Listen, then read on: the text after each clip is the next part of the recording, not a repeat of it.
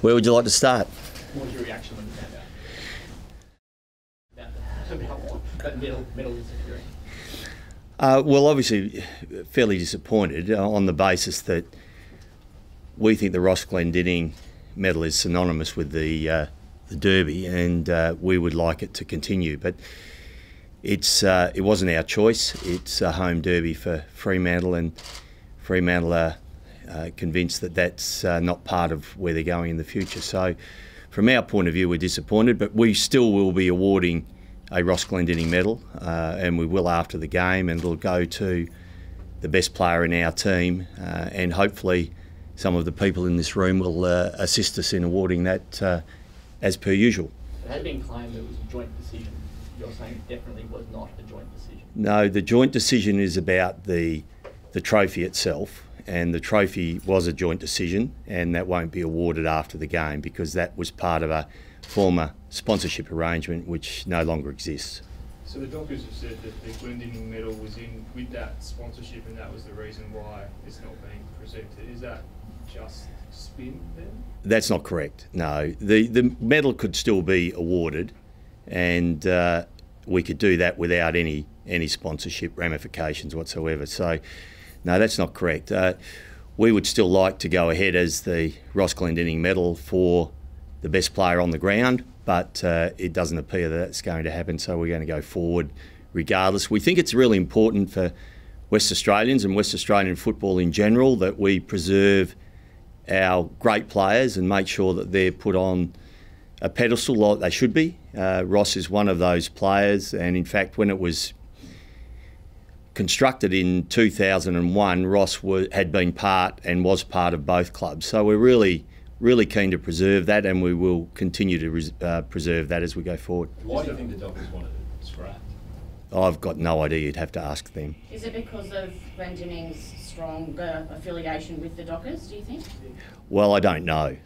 We didn't go into detail about what the reasoning was, but I guess it was an opportunity for Fremantle to change their direction on where they want to go, but you'll need to ask Steve that. Would you support it if they wanted to put a Dockers Legends name on it? Maybe the Glendinning Pavlich or Glendinning Bell or whoever? No, we wouldn't support that because we think one of the great things about history is trying to preserve that, and this is one of those medals that we think is really important.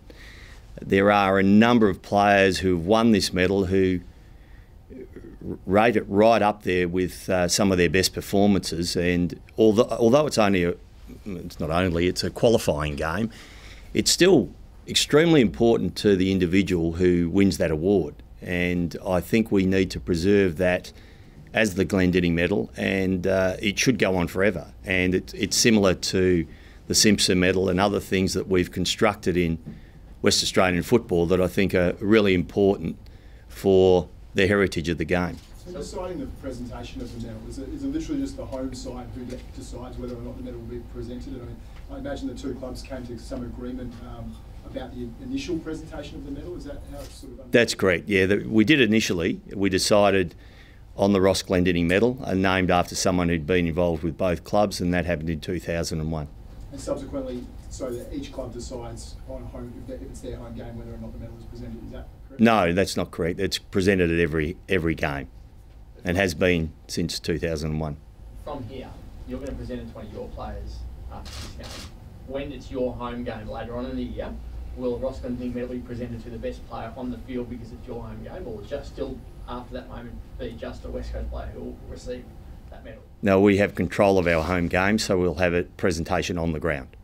And that could be to a Fremantle player though on the day. If they win by 20 goals and the best player on the ground in your home game is a Fremantle player. It'll be our player. It'll be always your player. Always our player from this point on, unless Fremantle decide to have a backflip and reinstitute it on Sunday, which we hope they would. But if they don't, we're in this position and predicament, and we've made a decision that we're going to move forward with it. From a historical point of view, at the moment we can say like Paul Hafey's won 4 Ross Glendinning medals as a Fremantle player. As the best player in the Derby, and you talk about the importance of keeping history in place, then the medal will now be presented to someone who may not be the best player on the ground. Are you comfortable with changing the award, like keeping the name but changing what the award is for? Well, Craig, if you can give me an alternative, I'm very happy to listen to it, but at the present stage, we want to preserve the medal, so we're going with the best player in our team. Hopefully it's a winning team, and therefore the player will be deserved of the medal. The difficulty is to try and work out a way or a system to try and preserve the medal and make sure that it creates some more history. We think Ross Glendinning's an ornament to the game. He's done so much for West Australian football.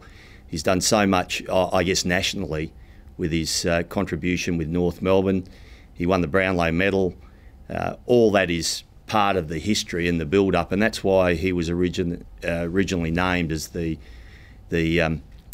medal winner, because of what he's done for football in the state. So it's more about his WA football, isn't it? It's not so much an Eagle and Docker. It is an Eagles versus Dockers game, but this is a celebration of WA football. Do you see it that way? I do, and I think I think that's why there's been such a furor over the decision, because this is about the heritage of West Australian football, and we've anointed someone who has done so much for the game, and we're taking that away from the game. So I don't think this is any different to when we take away, the name of some of the legends of West Australian football off anything. I think this is really important for West Australians, and it's certainly important to me. It's important to our club, but it's probably important more so to West Australians who've been involved in the game for a long period of time. How was Ross? Have you spoken to Ross, and how was he in the reaction with him? Well, surprisingly, Ross is fairly benevolent about the whole thing, and he's he feels a bit embarrassed about the whole thing as well, of course. But in the end, it's not his call. It's a call that's been made, and look, to some extent, it's every club's right to make calls on this sort of thing. But I mean, in the end, we don't agree with this part of it, and we will ensure that it's preserved in one way or another. Could you understand a Dockers fan's frustration, given that the medal's named after an Eagles legend? It seems it's redrawn the battle lines a bit. So would you, do you feel for a Dockers fan who would support this move based on that? Well, that probably should have been considered, I guess, in 2001. Just onto the Optus Stadium ground, Buddy Franklin bruised his heel in round one. Do you think there's a problem with player safety at the Optus Stadium ground as it is currently? Well, that was one of the reasons why we raised the issue, and in fairness to the venue, they're doing everything they possibly can to make sure it's a softer surface.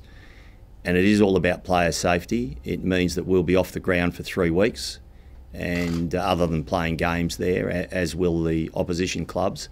So consequently, they're working overtime to try and get it right, and we applaud them for that, because it is all about player safety. And how has your post-game recovery changed with players now from Optus Stadium this year compared to last year?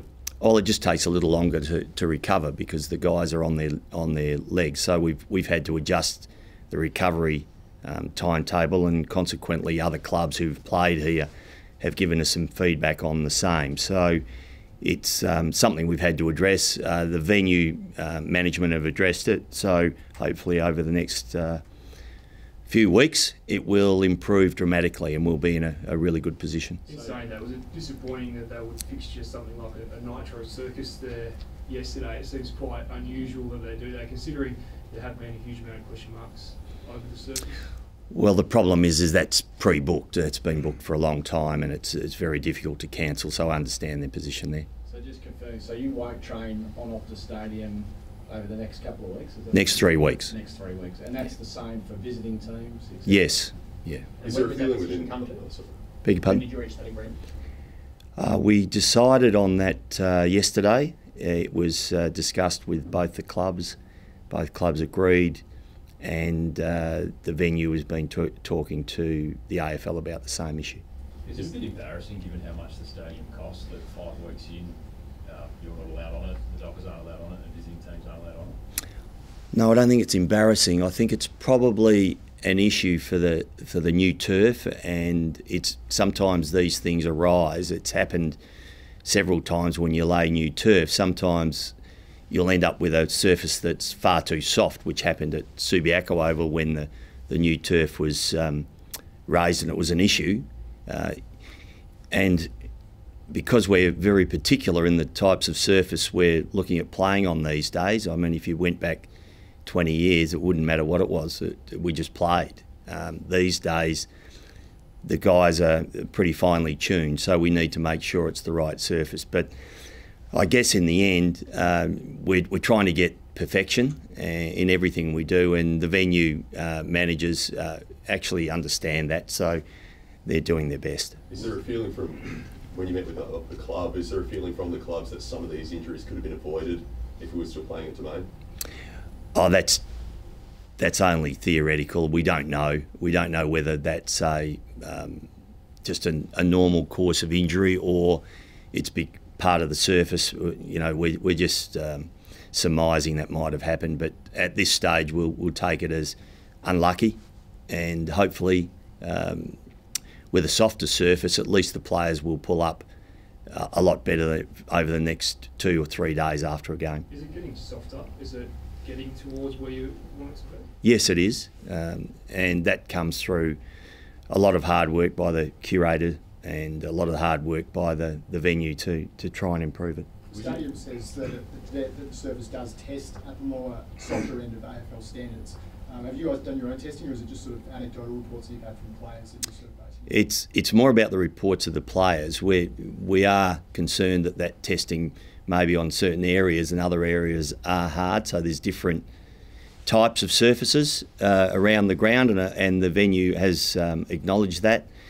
But they'll keep working on it until they get some continuity of texture right across the ground, so that the players, it really comes down to how the players pull up, and the clubs who have played here and the boys who have played with our club certainly think it's a harder surface than they've played on. Is that is that the centre square or the area close to the artificial turf on the outside? We don't really know. It's how they're pulling up. Is it fair to say it's the hardest surface in the AFL at the moment? Well, currently the players are saying it is. We've had the opportunity to play on Etihad this year, which is normally the hardest surface and the toughest to recover from, but certainly at this stage they're saying that Optus is a tad harder, and it takes them a bit longer to recover. So will you tick off on the surface before the boys start training on it again? Is that? Yeah, we have to tick off on the surface before we play on it, and we have to tick off generally before we train on it to make sure the surface is right, so we'll continue that process. What's involved in that process? Oh, well, they do all the cleg testing and other testing that they do on the ground, and then we have to make an assessment. So is that for the game, even this weekend, you test it before you play? Yes, we will, and the AFL are involved in that process. And what happens if it doesn't test right? Oh, we've got a problem. You've also got a problem with not training here as well as the troubles at Optus. How tough has that been for the footy club? We've been a bit nomadic. I guess it rolls back the clock 30 years where we're training all over the place. We're out at Lath Lane. We have had some training sessions here. We've been at Optus. And the guys have handled it pretty well. I mean, they've just got on with the job, and great credit to them, really, because they've been all over the place, and it's gone really, really well. Let's take you back a step to the trophy. The sponsorship, why does it need a sponsorship agreement to have a trophy? That's one thing we haven't got to. Well, it may not seem as though you'd need a trophy, and it may not seem that you just buy a trophy and do it, but this is a commercial decision because it was wrapped up in a commercial sponsorship in the past, and consequently it's a property that can be sold. So therefore both clubs have those rights, and both Fremantle and West Coast are trying to sell that property. So just to confirm, the trophy was tied up in the sponsorship, but yeah, the medal wasn't? It was part of the whole deal encompassing the sponsorship, but it doesn't necessarily have to be the same. The trophy certainly is, because it's branded and everything else. The medal itself can be still awarded to the best player on the ground, if the club so wish. And you agreed, you agreed as per what the Dockers said to the trophy side of things, but you didn't agree to them pulling the medal. That's correct. How much money are we talking about for a trophy? Now you're getting facetious. I mean, it's No, I'm serious. Is it a significant amount of money? it is a sponsorship property that goes far beyond just the trophy. What about long term now though? Like, will you try to secure a sponsor that will look after both the medal and the trophy? Well, we'd hope so. We'd hope that we could combine both of those, but it needs a long-term deal. We can't do it year in, year out and change the context of the trophy every year. So we're looking at trying to sell that sponsorship, and if you've got any ideas, give us a yell, because we're interested in talking to people. It's something that we'd like to preserve for a long period of time. Just to clarify, you'll be presenting the Ross Glendinning medal this weekend, one way or the other? You bet. Just to an Eagles player? We'll be presenting it, yes, and it won't be on field. It won't be after the game unless Fremantle backflip on their decision. But we'll be presenting one. Yeah. They're supposedly talking this afternoon. Have you spoken to them today and after the backlash? Have you spoken to anyone? Yes, I have. I've spoken to Steve this morning, and they're obviously working on their angle for a presentation or whatever. Do you think then maybe it may change between now and 2:30 when he talks? Well, it changed from yesterday to today, so it might change tomorrow, and after I finish the march tomorrow, we'll have a look.